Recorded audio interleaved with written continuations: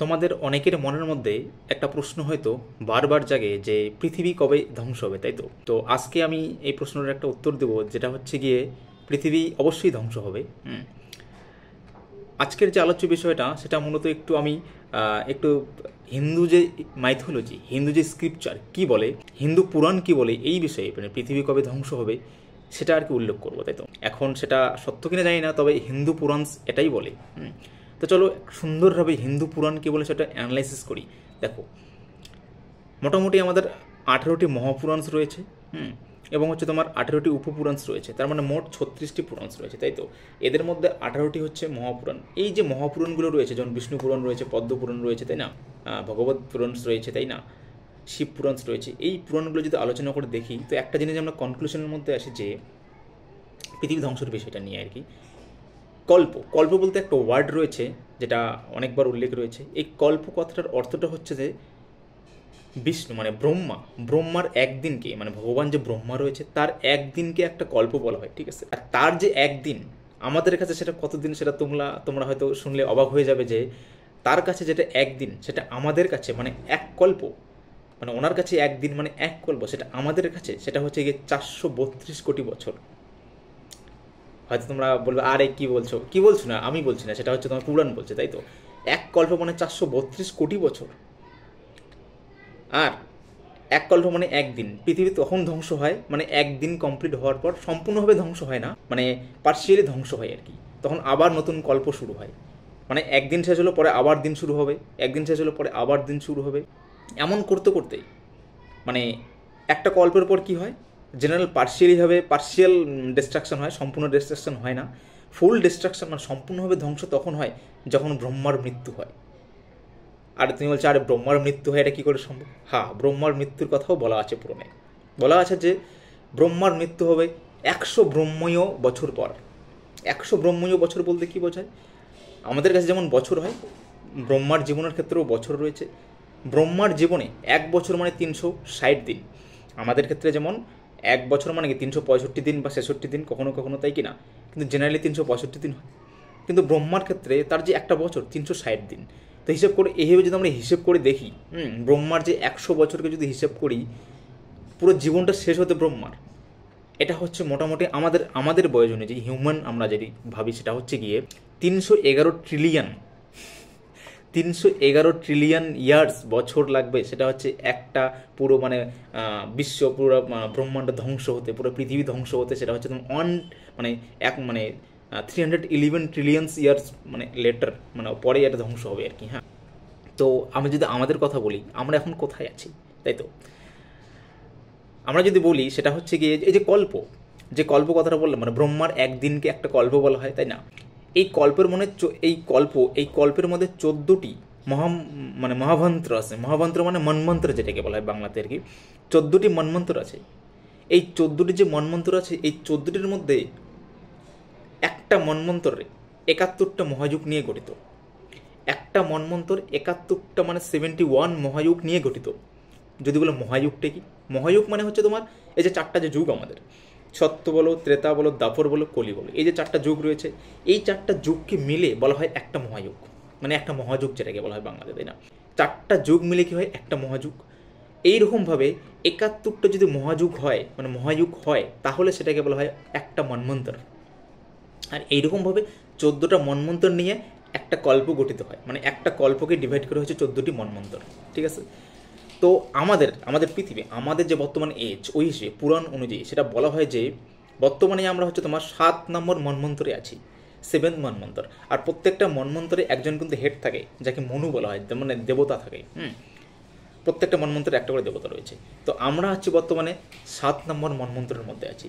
তো ওই হিসেবে বলতে গেলে আমরা যদি 7 নম্বরে আছি, তাহলে পৃথিবী যদি ধ্বংসের কথা বলি, ধ্বংস মানে পার্শিয়াল ডিস্ট্রাকশন, ফুল ডিস্ট্রাকশন না, পার্শিয়াল যে ডিস্ট্রাকশন, মানে একটা গল্প পরে পার্শিয়াল ডিস্ট্রাকশন হবে, মানে অল্প ডিস্ট্রাকশন হবে, ফুললি ডিস্ট্রাকশন হবে না। ফুললি তখনই হবে যখন হচ্ছে গিয়ে ব্রহ্মার 100 বছর পূর্ণ হবে, ব্রহ্মার যখন মৃত্যু হবে, ঠিক আছে? তো আমি যদি বলি পার্শিয়াল ডিস্ট্রাকশনের কথাটাই বলি না, এখন পার্শিয়াল ডিস্ট্রাকশন যে হবে মানে এক কল্প শেষ হওয়ার পরে, এক কল্প মানে ব্রহ্মার একদিন শেষ হওয়ার পর, সেটা হচ্ছে গিয়ে 432 কোটি বছর পর। 432 কোটির মধ্যে এটাকে 14টা ভাগ করা হয়েছে, 14টা মন্বন্তর। তার মধ্যে আমরা 7 নম্বরে আছি, মানে অর্ধেকের মধ্যে আছি। এটা যদি আমি হিসেব করে দেখো, এটা বলা আছে পুরাণের মধ্যে যে হচ্ছে গিয়ে কলিযুগের যে বয়সকাল, কলিযুগের যে মানে স্প্যানটা, এটা হচ্ছে গিয়ে 4,32,000 বছর, ঠিক আছে। এরপর মানে সত্য, ত্রেতা, দাপর আর কলি, 4টা যুগ, তাই কিনা। সব থেকে বড় যুগ হচ্ছে সত্যযুগ, তারপরে ত্রেতা আসে, তারপরে দাপর আসে, তারপরে কলি আসে, তাই তো। কলি সব থেকে ছোট আর কি। তো কলির যে টাইম স্প্যানটা, এটা হচ্ছে 4,32,000 বছর, ঠিক আছে। কলির উপরে কি আছে? দাপর আছে। দাপরের যে টাইম স্প্যানটা, এটা কলির থেকে ডাবল, মানে এটা হচ্ছে তোমার তাহলে ডাবল হলে কত? 8,00,000 হচ্ছে তোমার 64,000 হবে, তাই না। আর এর উপরে আছে ত্রেতা হচ্ছে তোমার আবার ট্রিপল হবে, তাহলে মানে ত্রেতা যুগের যে টাইম স্প্যানটা, সেটা হচ্ছে আমাদের ইসের থেকে কি বলে, কলিযুগ থেকে ট্রিপল হবে। ট্রিপল যদি হয় তাহলে মোটামুটি মনে করো ওই 12,96,000 বছর হবে, তাই কিনা, এরকমটা। সত্যযুগ হলে, সত্যযুগের ক্ষেত্রে আবার মোটামুটি 17,00,000 সামথিং হবে এটা, তাই তো। হিসেব করলে দেখা যাবে আর কি। তো আমাদের যে টাইম স্প্যান অনুযায়ী দেখা যায় 7 নম্বরে আছি, মানে মিডিল অবস্থায় রয়েছি। আর 7 নম্বর যে আছি আমরা, 7 নম্বর যে মন্বন্তরের মধ্যে আছে, এই মন্বন্তরের মধ্যে বললাম না, একটা মন্বন্তর কতগুলো যুগ নিয়ে, মহাযুগ নিয়ে গঠিত? 71টা মহাযুগ নিয়ে গঠিত। একটা মন্বন্তর 71টি মহাযুগ নিয়ে গঠিত। তো আমাদের যে মন্বন্তরটা, এই যে 7 নম্বর মন্বন্তর যেটা চলছে আর কি, এর মধ্যেই 28 নম্বর যে মহাযুগ, সেই মহাযুগে আমরা আছি। মহাযুগ মানে কি? মহাযুগ মানেটা হচ্ছে গিয়ে সত্য, ত্রেতা, দাপর, কলি। এই যে কলি, আমরা কলির মধ্যে আছি। কলি যখন শেষ হবে, তারপর আবার সত্যযুগ হবে। যখন সত্যযুগ আসবে, তখন কিন্তু পরে ওটা হচ্ছে তোমার 29 নম্বর মহাযুগে চলে যাবে। সে মানে 7 নম্বর মন্বন্তরের মধ্যেই থাকবে। পরের যে কলিযুগ মানে সত্যযুগ আসবে, সেটা হচ্ছে তোমার 29 নম্বর মন্বন্তরের মধ্যে মানে মহাযুগের মধ্যে চলে যাবে, ঠিক আছে। তো ওই হিসেবে দেখা যায় যে আমাদের যে টাইম স্প্যানটা, বর্তমানে আমাদের যে এজ, পৃথিবীর যে আমরা যে এজের মধ্যে আছি, সেটা দেখা গেল যে হচ্ছে গিয়ে তোমার নিয়ারলি, এটা আমি এস্টিমেট করে ক্যালকুলেশন করেছি অলরেডি, ক্যালকুলেশন করে তোমাদেরকে এই তথ্যটা দিচ্ছি। হ্যাঁ, মানে ওই হিসেবে, মানে স্ক্রিপচার অনুযায়ী, পুরনো অনুযায়ী।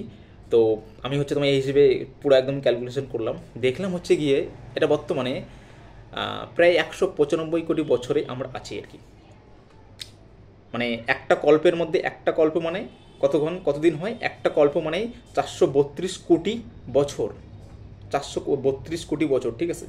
তার মধ্যে আমরা আছি গিয়ে হচ্ছে তোমার 195 কোটি বছর পেরিয়েছি, মানে বর্তমানে 195 কোটি বছরে আছি।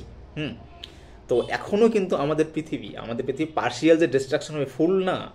আমাদের পৃথিবী পার্শিয়াল ডিস্ট্রাকশনটা হচ্ছে কি হবে, প্রায় ওই হিসেবে বলতে গেলে 432 থেকে মাইনাস করলে ওই তো মোটামুটি মনে করো 232, এদিকে 237 কোটি বছর পরে পৃথিবী পার্শিয়াল ডিস্ট্রাকশন হবে। এখন না, কিন্তু আমরা কিন্তু অনেকেই বলি কলিযুগ চলে আসছে, বাপরে বাপ, ধ্বংস হয়ে যায় পৃথিবী, তাই না। না, এখন না। মানে আমি হিন্দু স্ক্রিপচার বলছি, আমি আমাদের রিয়েলিটি বলছি না। সায়েন্স তো আলাদাই বলে, সায়েন্স তো অন্যটাই বলছে, হিন্দু স্ক্রিপচারের সাথে ওর কোনো লেনদেন নাই। তো ওই হিসেবে দেখা গেল পৃথিবীর আয়ু এখনও অনেক আছে, ঠিক আছে। আমাকে ইন্টারেস্টিং লাগলো জিনিসটা, ভাবলাম তোমাদের সাথে শেয়ার করি, এই কারণে ভিডিওটা বানানো আর কি। এরপরে আমি যদি দেখি যে আমাদের যে এজটা আর কি, সেটা বলতে গেলে মানে আমাদের কলিযুগ যে স্টার্ট হয়েছে, কলিযুগের মধ্যে বললাম না, একটা আমাদের যে কলিযুগের এজটা হচ্ছে কি 432, মানে 4,32,000 বছর, তাই তো। তার মধ্যে আমরা যে কলিযুগের মধ্যে আছি, এইটা স্টার্ট হলো মাত্র, এই তো এটা মনে করা হয় প্রায় 5,000 বছর আগে স্টার্ট হয়েছে কলিযুগটা। মাত্র 5,000 বছর আগে যদি কলিযুগটা স্টার্ট হয়, তার মানে আমাদের এই কলিযুগটার কতদিন চলবে? কলিযুগটাতে চলবে আবার হচ্ছে তোমার 4,32,000 মধ্যে থেকে 5,000 বাদ দাও, তার মানে 4 লক্ষ প্রায় 27,000 বছর এখনও পড়ে আছে। হ্যাঁ, তো ভয় পেও না, ধ্বংস এখনও হবে না। মানে তুমি যদি হিন্দুইজমের ফলোয়ার হও, হিন্দু স্ক্রিপচারের ফলোয়ার হও, পুরাণের ফলোয়ার হও, তাহলেই বলছি আর কি। হ্যাঁ, তো দেখা গেল যে আমরা মাত্র 195 কোটি বছরে আছি, পৃথিবী অনেক দূরে। রামায়ণ মহাভারত নিয়ে যদি কথা বলি, দেখো মহাভারত দাপরের শেষের দিকে হয়েছে, ঠিক আছে।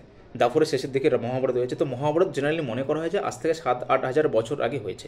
তো ওই হিসেবে মহাভারতটা কিছুটা অথেন্টিক। তার যে মনে করো কিছু কিছু জায়গার নাম যে পাওয়া গেছে, যেমন হস্তিনাপুর জায়গার নামটা পাওয়া গেছে, তাই কিনা, গান্ধার কিছুটা পাওয়া গেছে। তো এই সমস্ত জিনিসগুলো দেখে মনে হয় যে কিছুটা সত্য হলেও কিন্তু রামায়ণের যে কাহিনীটা, রামায়ণের কাহিনী যদি দেখে, তো ত্রেতা যুগের কাহিনী।